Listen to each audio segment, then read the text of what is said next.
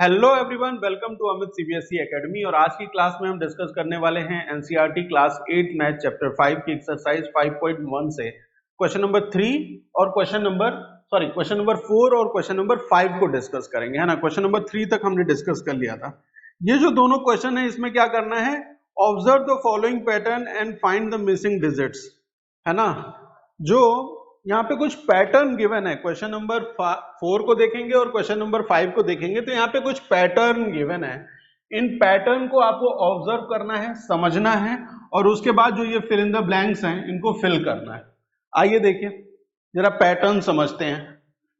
1 1 मतलब 11 का स्क्वायर 1 2 1 है, ठीक है।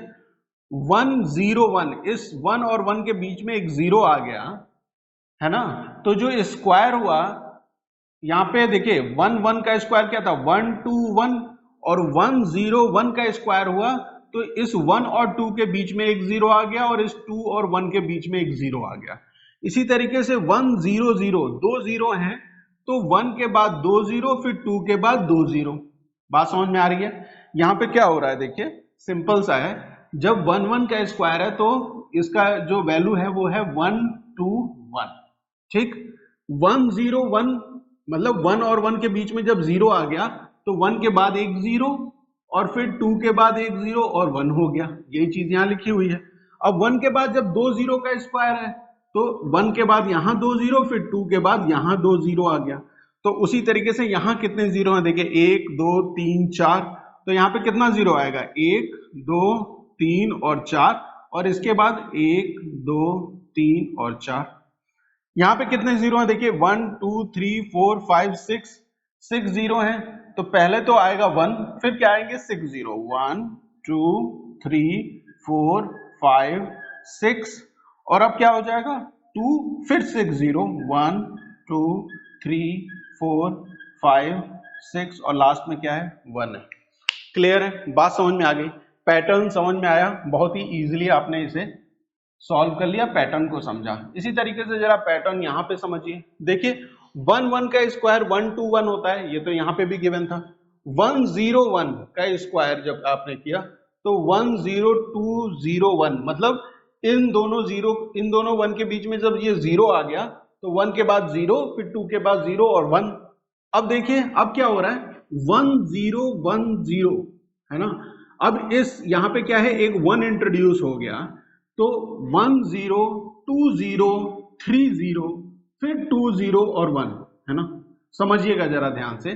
देखिए 1 1 का मतलब 11 का स्क्वायर था तो 1 2 1 हो गया, कोई दिक्कत नहीं। 1 0 1 है तो इसके स्क्वायर कर रहे हैं तो क्या हो रहा है कि यहाँ पे 1 के बाद एक 0 लगा दिया फिर 2 के बाद एक 0 लगा दिया, ठीक। अब देखिए ये 1 0 1 फिर 0 1 है ना। तो यहाँ पे इस 0 के बाद एक 1 और 0 और आया है तो उसके लिए क्या कर रहे हैं कि 1 0 2 फिर 0 3, है ना। एक बार यहां 1 आया तो हम कहां तक गए 3 तक गए, फिर 3 के बाद फिर कहां जाएंगे फिर 2 फिर 0 फिर 1। बात समझ में आई, है ना।